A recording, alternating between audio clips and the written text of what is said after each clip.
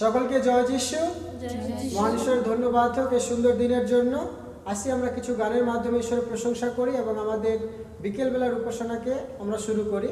আর আমাদের মাঝে রয়েছেন আমাদের দিদি স্টেট দি, সে আমাদেরকে প্রার্থনায় নিয়ে যাবে। আসুন আমরা প্রার্থনা করি, সবাই চোখ বন্ধ করি, মাথা নুচু করি।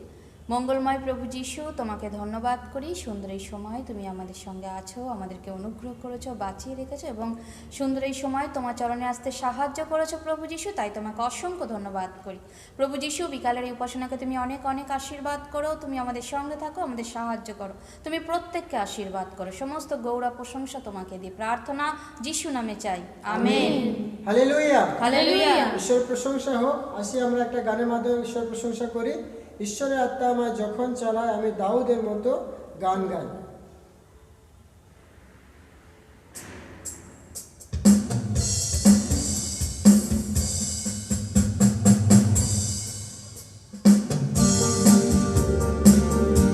আমরা সবাই হাত তালি দিই।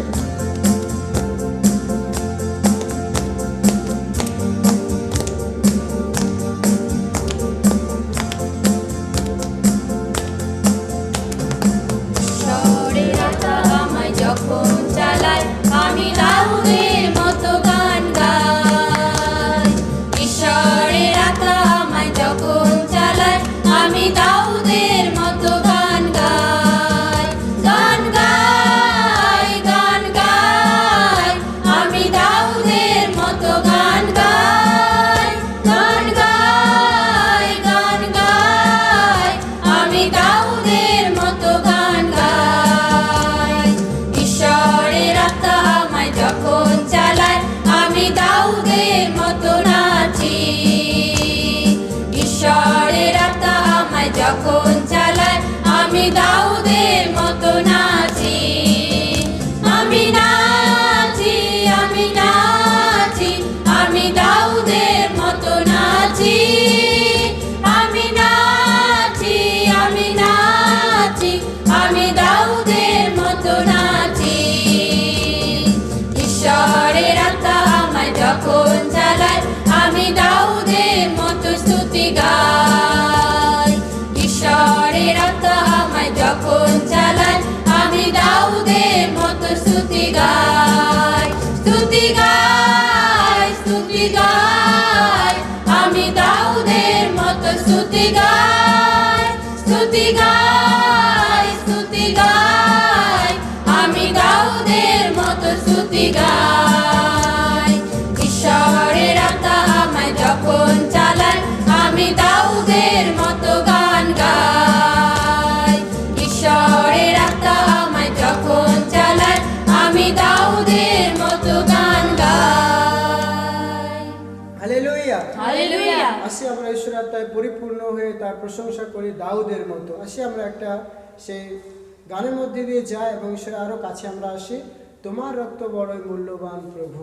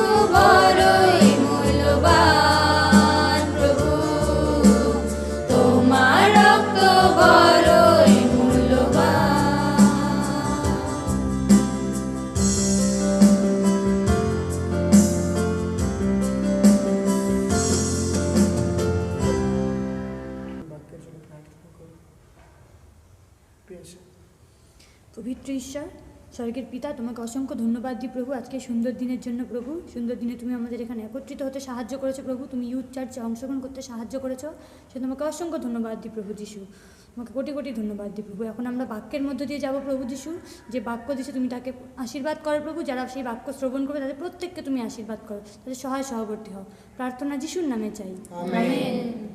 আসি আমরা ঈশ্বরের বাক্যে যাই, আর আমাদের মাঝে রয়েছেন শ্রদ্ধেয় আমাদের স্যার, তিনি আমাদেরকে ঈশ্বরের বাক্যে নিয়ে যাবেন। আসি আমরা এক চিত্তে সে বাক্যকে শুনি এবং সে অনুসারে জীবনযাপন করি। হালেলুয়া। প্রভু যীশু খ্রিস্টের নামে প্রত্যেককে আমার প্রীতি এবং শুভেচ্ছা জানাই। আজকে ইউথ চার্চের মধ্যে আমরা এসেছি, আর আমরা দেখব ঈশ্বর আমাদের মধ্যে কি কথা বলতে চান। আর আমরা ঈশ্বর আমাদেরকে এক সপ্তাহ যাবত তিনি আমাদেরকে সুস্থ রেখেছেন, স্বাভাবিক রেখেছেন এবং তার মহিমার্থে তিনি ব্যবহার করছেন। ঈশ্বরকে ধন্যবাদ দিই। এবং আমরা ঈশ্বরের বাক্যকে শুনেছি আজকে সকালে আমাদের পাদিবাবুর কাছ থেকে, আমাদের পালকের কাছ থেকে। আর আমরা এসছি আবার ঈশ্বরের বাক্যকে শোনার জন্য এই ইউথ চার্চের মাধ্যমে। এবং আসুন আমরা বাক্যে যাবার আগে আমরা মস্তক অপনত করি এবং প্রার্থনা করি এবং ঈশ্বর কি বাণী দিতে চান, এবং ঈশ্বর যেন আমাদের বুদ্ধিকে, আমাদের মনকে এবং আমাদের কর্ণকে খুলে দেন, যেন আমরা ঈশ্বরের বাণীকে আমরা শ্রবণ করতে পারি এবং সেই মতন যেন কার্যকারী করতে পারি। আসুন আমরা প্রার্থনা করি। মঙ্গলময় ঈশ্বর সদাপ্রভু, তোমার চরণ তলে আজকে এই সময় আসি। ধন্যবাদ প্রভু, তোমার চরণে আমরা অবনত হয়, তোমাকে প্রণাম করি এবং তোমাকে আরাধনা করি, তোমাকে প্রশংসা করি। প্রভু ঈশ্বর প্রার্থনা করি প্রভু, যখন তুমি আমাদেরকে ইউথ চার্চের মতো নিয়ে এসে উপস্থিত করেছো, তোমার বাক্য যখন আমরা অধ্যয়ন করি প্রভু, আমাদের কানকে খুলে দাও, হৃদয়কে খুলে দাও, জানো প্রভু আমরা তোমার বাক্যকে আমাদের হৃদয়ে আমরা কর্ণ দিয়ে শ্রবণ করতে পারি এবং হৃদয়ে প্রভু আমরা স্থান দিতে পারি। প্রভু তোমার কাছে বিনতি করি, যারা ইউথ চার্চে অংশগ্রহণ করছেন প্রত্যেকে তুমি আশীর্বাদ দান করো, তুমি যারা শুনছেন প্রত্যেকে তুমি আশীর্বাদ দান করো প্রভু। বিশেষ করে প্রার্থনা করি প্রভু, প্রথম থেকে নিয়ে শেষ পর্যন্ত তোমার আত্মা আমাদের মধ্যে পরিচালিত করুক। সমস্ত গৌরব তোমাকে দিই। ছোট প্রার্থনা যিশুর নামে চাই, আমেন। আর আসুন আমরা একটা অধ্যায় পড়ি, সেটা আমরা পাবো হোসেয়া ভাববাদীর পুস্তক তার 1 অধ্যায়, আর আমরা পড়ব 1 থেকে নিয়ে 9 পদ পর্যন্ত। হোসেয়া ভাববাদীর পুস্তক তার 1 অধ্যায় এবং 1 থেকে নিয়ে 9 পদ পর্যন্ত। এখানে এরকম লেখা আছে, জিহুদা রাজ উশিয়, যোথম, আহস ও হিজকিয়ার সময়ে এবং যোয়াসের পুত্র ইসরায়েল রাজ জারবিয়ামের সময়ে সদাপ্রভুর এই বাক্য বেরির পুত্র হোসেয়ার নিকটে উপস্থিত হইলেন। সদাপ্রভু যখন প্রথমে হোসেয়ার দ্বারা কথা বলেন, তখন সদাপ্রভু হোসেয়াকে কহিলেন, তুমি যাও, ব্যভিচারী স্ত্রীকে ও ব্যভিচারের সন্তানকে গ্রহণ করো, কেননা এই দেশ সদাপ্রভু অনুগমন হইতে নিবৃত্ত হওয়ায় ভয়ানক ব্যভিচার করিতেছে। তাহাতে তিনি গিয়া দিবলাইমের কন্যা গোমরকে গ্রহণ করিলেন। সেই স্ত্রী গর্ভবতী হইয়া তাহার জন্য পুত্র প্রসব করিল। তখন সদাপ্রভু তাহাকে কহিলেন, তুমি উহার নাম জিসরিয়েল রাখো, কেননা অল্প দিন পরে আমি জেহুর কুলকে জিসরিয়েল রক্তপাতের ফল ভোগ করাইব এবং ইসরায়েল কুলের রাজ্য শেষ করিব। আর সেই দিন আমি জিসরের তলভূমিতে ইসরায়েলের ধনু ভঙ্গ করিব। পরে সেই স্ত্রী পুনর্বার গর্ভধারণ করিয়া কন্যা প্রসব করিবে ও তাহাতে সদাপ্রভু হোসেয়াকে কহিলেন, তুমি তাহার নাম লো রুহামা রাখো, অনুকম্পিতা রাখো, কেননা আমি ইসরায়েল কুলের প্রতি আর অনুকম্পা করিব না, কোন ক্রমে তাহাদের পাপ ক্ষমা করিব না, কিন্তু জিহুদা কুলের প্রতি অনুকম্পা করিব এবং তাহাদেরকে তাহাদের ঈশ্বর সদাপ্রভু দ্বারা পরিত্রাণ করিব। ধনু কি খড়গ, কি যুদ্ধ, কি অশ্ব, কি অশ্বারোহী দ্বারা পরিত্রাণ করিব না। পরে সে লো রুহামাকে স্তনপান ত্যাগ করাইয়া গর্ভবতী হইলেন ও তাহার পুত্র প্রসব করিলেন। কারণ সদাপ্রভু কহিলেন, তুমি তাহার নাম লো আমি আমার প্রজা নয় রাখো, কেননা তোমরা আমার প্রজা নও এবং আমি তোমাদের পক্ষে হইব না। প্রভু তার বাক্যে আমাদের প্রত্যেককে আশীর্বাদ করুন। আর এখানে যখন আপনি হোসেয়া ভাববাদীর পুস্তক পড়বেন, এবং হোসেয়া কি করেছিল, ইসরায়েল জাতির বিষয়ে তিনি ভাববাদী করেছিলেন। আর প্রথমে যখন আপনি দেখবেন, সেখানে লেখা আছে তিনি কি করেছিলেন, জিহুদা রাজ উশিয়, যোথম, আহস এবং হিজকিয়ার সময়ে এবং যোয়াসের পুত্র ইসরায়েল রাজ জারবিয়ামের সময়ে সদাপ্রভুর এই বাক্য বেরি পুত্র হোসেয়ার নিকটে এসে উপস্থিত হইল। অর্থাৎ হোসেয়া যখন বলছে যে আমি এই এই রাজাদের সময়ে ছিলাম, এবং এই কথাকে আমাদের কাছে স্মরণ করাচ্ছেন যে তার সময়কালীন বা তার টাইম লাইনটা কি ছিল বা তার সময়টা কি ছিল। একদিকে জিহুদা রাজত্ব করছিল, অন্যদিকে ইসরায়েল। অর্থাৎ সলোমনের রাজত্বটা যখন আপনি দেখবেন, ইসরায়েলের রাজা দাউদের পরে তার রাজ্য কার কাছে গেল? সলোমনের কাছে গেল।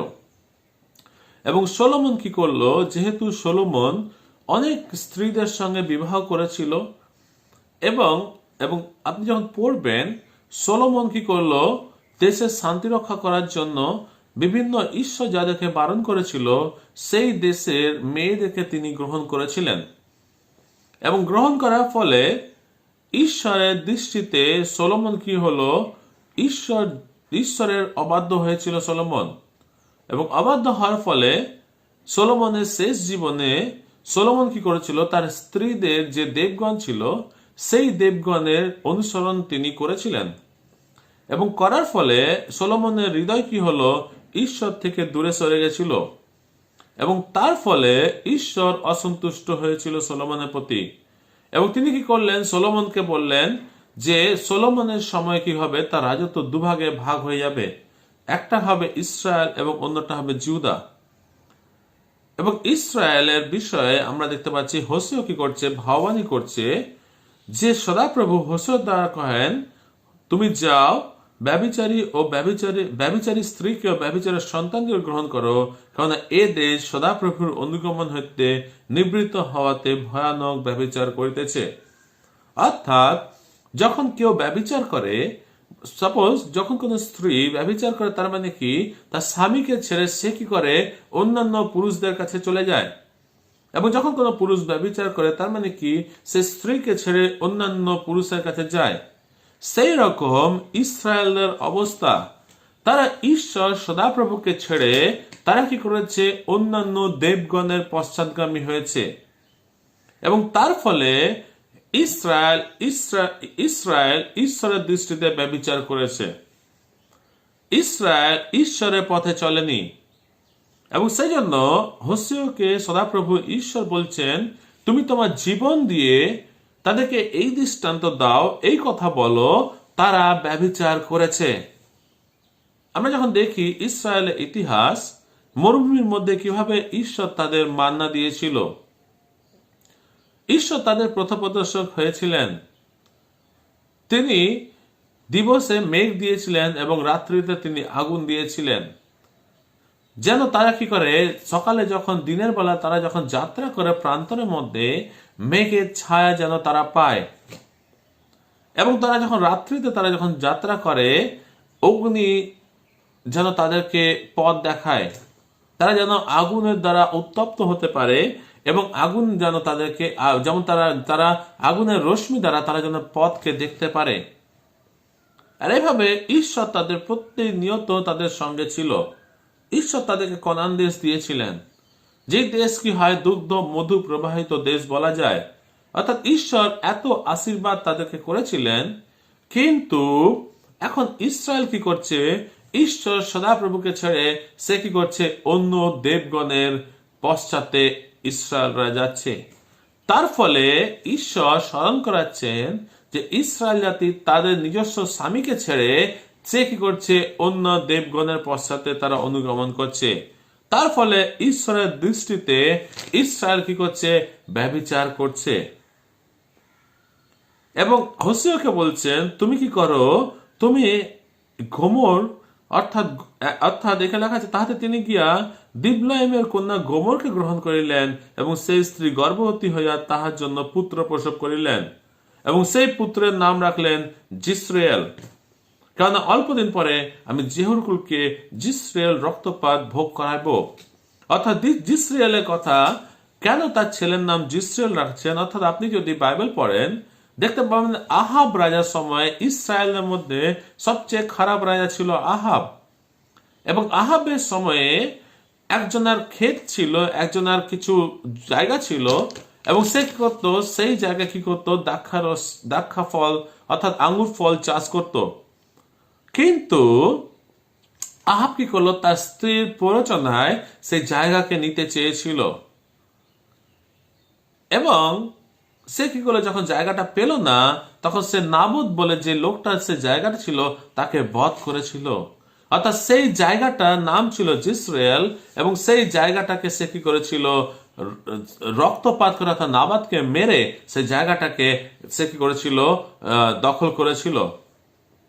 এবং সেই জন্য ঈশ্বর কি করেছেন, ইসরায়েলকে স্মরণ করাচ্ছেন যে তোমরা কি করেছো, আমি যে তোমাদের এত জমি দিয়েছি, এত আসবাবপত্র দিয়েছি, এত সম্পদ দিয়েছি, কিন্তু তোমরা কি করেছো, সে নাবাদের জমিটাকে তোমরা কি করছো, বলপূর্বক গ্রহণ করেছো, এবং সেখানে কি করেছো, রক্তপাতের ফল ভোগ করাইব, এবং ইসরায়েল কুলের রাজ্য শেষ হইবে। অর্থাৎ আমি কি করব, অন্য দেশকে তুলবো, এবং তারা কি করবে, ইসরায়েলের মধ্যে রক্তপাত ঘটাবে বা লোকেদেরকে মেরে ফেলবে, এবং আস্তে আস্তে ইসরায়েল কুলকে সে কি করবে, ঈশ্বর কি করবে, শেষ করবে। অর্থাৎ ঈশ্বর এতটাই ইসরায়েলের প্রতি ক্রুদ্ধ হয়ে গেছিলেন যে ঈশ্বর ইসরায়েল জাতিকে তিনি বিনষ্ট করার জন্য তিনি এগিয়ে যাচ্ছিলেন। তারপরে আপনি যখন দেখবেন, সেখানে হোসেয়াকে বলছেন সদাপ্রভু, তুমি কি করলো, তাহার নাম লো রুহাম্মা রাখো, অর্থাৎ অনুকম্পিতা নয় রাখো, কেননা আমি ইসরায়েল কুলের প্রতি আর অনুকম্পা করিব না, কোন ক্রমে তাহাদের পাপ আর ক্ষমা করিব না। অর্থাৎ আপনি যখন দেখবেন এই অনুকম্পিতা মানে আমার প্রজা নয় রাখো তাদেরকে, তারা কি করবে, তারা আমার অনুগ্রহকে আর লাভ করবে না। আমি যখন বলেছিলাম যে তারা আমার প্রজা, ইসরায়েল আমার প্রজা, এখন আমি বলছি ইসরায়েল আমার প্রজা নয়। কেন? আমার কাছ থেকে, ঈশ্বরের কাছ থেকে ইসরায়েল জাতি অনেক দূরে সরে গেছিল। এবং 7 পদে যখন আপনি দেখতে পারবেন, সেখানে লেখা আছে, তাহাতে ঈশ্বর সদাপ্রভুর দ্বারা পরিত্রাণ করিব, ধনু কি, খড়গ কি, যুদ্ধ কি, অশ্ব কি, অশ্বারোহী দ্বারা পরিত্রাণ করিব না।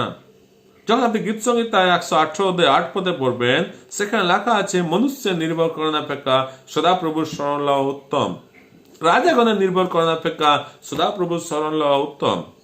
ঈশ্বর বারবার ইসরায়েল জাতিকে স্মরণ করে দিয়েছেন যে অস্ত্র কিসের কথা প্রকাশ করে, অস্ত্র শক্তির কথা প্রকাশ করে। এবং ইসরায়েল জাতি যখন যুদ্ধ করতে যেত, তাদের সঙ্গে অস্ত্রও যেত, তাদের সঙ্গে যারা যুদ্ধবীর, যারা ভালো ধনু মারতে পারে, তারাও ছিল। এবং এইখানে ঈশ্বর বলছেন, তারা কি ধনু কি, খড়গ কি, যুদ্ধ কি, অশ্বরের দ্বারা তারা পরিত্রাণ পাবে না। তারা যদি এইগুলোর উপর ভরসা করে, তারা পরিত্রাণ পাবে না। কিন্তু কিসের উপর ভরসা করতে হবে? তাদেরকে ঈশ্বর সদাপ্রভুর উপরে ভরসা করতে হবে। একমাত্র ঈশ্বর সদাপ্রভু পরিত্রাণ দিতে পারে, আর কেউ পরিত্রাণ দিতে পারে না। এবং পরে আপনি যখন এগিয়ে যাবেন, সেখানে লেখা আছে আরেকবার কি করছে, হোসেয়া দ্বারা তার স্ত্রী গর্ভবতী হচ্ছেন, এবং তখন সদাপ্রভু কহিলেন, তাহার নাম লো আমি, আমার প্রজা নয় রাখো, কেননা তোমরা আমার প্রজা নও, এবং আমি তোমাদের পক্ষে হইব না। অর্থাৎ যে ঈশ্বর সদাপ্রভু যাকবের দ্বারা যাকবকে ইসরায়েল নামে আখ্যাত করছেন, এবং যে ঈশ্বর সদাপ্রভু ইসরায়েলে এতদিন সঙ্গে সঙ্গে ছিল, যে ঈশ্বর সদাপ্রভু ইসরায়েলকে মরুভূমির মধ্যে খাবার দিয়েছিল, যে ঈশ্বর সদাপ্রভু ইসরায়েলের সৈন্যগণকে পরাজিত করেছিল, যে ঈশ্বর সদাপ্রভু এতদিন পর্যন্ত ইসরায়েলের সঙ্গে সঙ্গে ছিল, সেই ঈশ্বর সদাপ্রভু বলছে আজ তারা আমার প্রজা নয়। কারণ তারা কি করেছে? ব্যভিচার করেছে, তারা আমার প্রেম থেকে বিচ্ছিত হয়ে গেছে। এবং তারা কি করছে? তারা ধনুর ওপরে, তারা শক্তির ওপরে নির্ভর করছে পরিত্রাণ পাবার জন্য। আজকে ঈশ্বর বলতে চাইছেন আমাদেরকে, ঈশ্বরের বাক্য একথাই বলতে চাইছেন, আজকে আমরা কি ঈশ্বর সদাপ্রভুর দৃষ্টিতে আমরা কি ব্যভিচার করছি? আমরা ঈশ্বর সদাপ্রভুর কাছ থেকে সরে গিয়ে আমরা কি বিভিন্ন জায়গায় আমরা কি ঘুরে বেড়াচ্ছি? আমরা কি সে ধনুর উপরে নির্ভর করছি? আমরা কি আজকে নিজেদের শক্তির উপর নির্ভর করছি, যেমন ইসরায়েলরা করেছিল? এবং ঈশ্বর কি আজকে আমাদেরকে বলছেন যে এরা আমার প্রজা নয়? প্রিয় বিশ্বাসী ভাই বোনেরা, প্রিয় যুবকেরা, এবং যারা এই অনলাইনের মধ্যে ঈশ্বরের বাক্যকে শুনছেন, আমি আরেকবার স্মরণ করে দিয়েছি, আসুন আমরা ঈশ্বরের সাক্ষাতে বিশ্বস্ত হই। ঈশ্বরকে আমরা ভালোবাসি, সে জীবন্ত সদাপ্রভুকে আমরা কি করি? আমরা অনুসরণ করি। বাইবেলে লেখা আছে, অন্য কারো কাছে পরিত্রাণ নাই, কেবলমাত্র সদাপ্রভুর কাছে আছে। আকাশের নিচে মনুষ্যদের মাঝে আর কারো কাছে পরিত্রাণ নাই, কেবলমাত্র ঈশ্বর সদাপ্রভুর উপর যদি বিশ্বাস করেন, তাতে আপনি পরিত্রাণ পাবেন।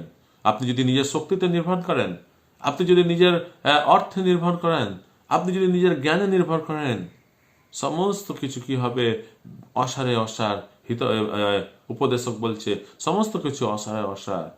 কিন্তু আপনি যদি ঈশ্বর সদাপ্রভুর উপর নির্ভর করেন, আপনি যদি ঈশ্বর সদাপ্রভুর কাছে আসেন, আপনি যদি তার উপরে বিশ্বাস করেন, তাকে যদি আপনি আপনার প্রভু হিসাবে মেনে নিয়ে তাকে আপনি অনুসরণ করেন, ঈশ্বর তখন বলবেন যে এই আমার প্রজা, এই আমার সন্তান, এই আমার ছেলে, এই আমার মেয়ে। আচ্ছা, জগতের দ্বারা আপনি কি হবেন? চালিত হবেন না। আপনি আজকে অনেক, এই জগতে যখন আপনি দেখবেন আজকে অনেক পথ আছে, কিন্তু আপনি সঠিক পথে চলুন, ঈশ্বর সদাপ্রভুর পথে চলুন, মণ্ডলীতে আসুন, ঈশ্বরের বাক্যকে শুনুন, প্রার্থনায় অ্যাটেন্ড করুন। দেখবেন আপনি কি করবেন? আধ্যাত্মিকভাবে কি হবেন? উত্তপ্ত হবেন এবং ঈশ্বর সদাপ্রভু হয়ে একজন বীর যোদ্ধা এবং বীর পুরুষ হবেন। এবং ঈশ্বর সদাপ্রভু আপনাকে বলবেন, এ আমার প্রজা, এ আমার সন্তান, এ আমার সন্ততি। প্রভু তার এই বাক্যে আমাদের প্রত্যেককে আশীর্বাদ করুক। আমেন। আসুন আমরা প্রার্থনা করে শেষ করি। আমাদের স্বর্গস্থ পিতা, তোমার চরণতলে আসি এই সময়। ধন্যবাদ প্রভু, তোমার বাক্যকে আমাদেরকে দেখিয়েছ যে হোসেওকে তুমি যেমন বলেছিলে, ইসরায়েল জাতির বিরুদ্ধে তারা আমার প্রজা নও। তুমি তাদের যত্ন নিয়েছিলে, শুশ্রূষা করেছিলে, কিন্তু আজ তুমি তাদের থেকে মুখ সরিয়ে নিয়েছিলে। প্রভু, তুমি সাহায্য করো, তুমি আমাদেরকে তোমার মতো নিঃস্বরকে পরিচয়ে পেতে তুমি সাহায্য করো। যদি আমরা তোমাকে জেনেছি প্রভু, সেই তোমারতে যেন আমরা স্থির থাকতে পারি, তোমাকে যেন আমরা অনুসরণ করতে পারি এবং তোমাকে যেন ভালোবাসতে পারি, মণ্ডলীতে যেন আসতে পারি, তোমার বাক্য যেন শ্রবণ করতে পারি, প্রার্থনা যেন আতঙ্ক করতে পারি, সর্বোপরি তোমার নামে গৌরব হতে পারি। সামনে একটি সপ্তাহ তোমাদের সঙ্গে থাকো, সহবত থাকো, কাজকর্মে আশীর্বাদ দান করো। তোমার সঙ্গে সম্পর্ক যেন আমাদের স্থির হতে পারে প্রভু, তোমাতে আরো যেন আমরা উদ্দীপ্ত হতে পারি, তোমার কাছে বিনতি করি প্রভু। যদি আমাদের মধ্যে কেউ অসুস্থ আছে, যদি আমাদের মধ্যে কেউ প্রভু চিন্তিত আছে, যদি বিভিন্ন সমস্যার মধ্যে জড়িত আছে, যিশুর নামে প্রভু তুমি সমস্ত কিছু সমাধান করো প্রভু, যেন তোমার রাজ্যে, তোমার রাজ্য আমরা কি করতে পারি? আমরা বিস্তারিত করতে পারি, তোমার কাছে বিনতি করি। প্রত্যেকে তুমি আশীর্বাদ করো, সমস্ত গৌরব তোমাকে দিই, মুক্তিদাতা প্রভু যিশুর নামে চাই, আমেন। আসুন আমরা প্রভু প্রার্থনা করি। হে আমাদের সর্বস্ত পিতা, তোমার নাম পবিত্র বলে মান্য হোক, তোমার ইচ্ছা সিদ্ধ হোক, তোমার রাজ্য যেমন স্বর্গে যেমন পৃথিবীতেও তেমনি সিদ্ধ হোক। আমাদের প্রয়োজনীয় খাদ্য আজ আমার দাও, আর আমাদের অপরাধ সকল ক্ষমা করো, যেন আমরা আপন অপরাধের ক্ষমা করি। আর আমাদের পরীক্ষাতে আনিও না, কিন্তু বন্ধ হতে রক্ষা করো, কারণ রাজ্য, পরাক্রম, মহিমা যুগে যুগে তোমারই হোক, আমেন। এখন প্রভু যীশু খ্রিস্টের অনুগ্রহ, ঈশ্বর পিতার প্রেম ও পবিত্র আত্মার সহযোগিতা এখন থেকে নিত্যকাল আমাদের সব প্রত্যেকে সঙ্গে সঙ্গে থাকুক, আমেন। সবাইকে জয় যিশু। সুস্থ থাকবেন, ভালো থাকবেন, ঈশ্বরের উদ্দেশ্যে ব্যবহৃত হবেন। প্রভু তার বাক্যে প্রত্যেককে আমাদের সঙ্গে থাকুক। আপনারা ভালো থাকবেন, সুস্থ থাকবেন, আমেন।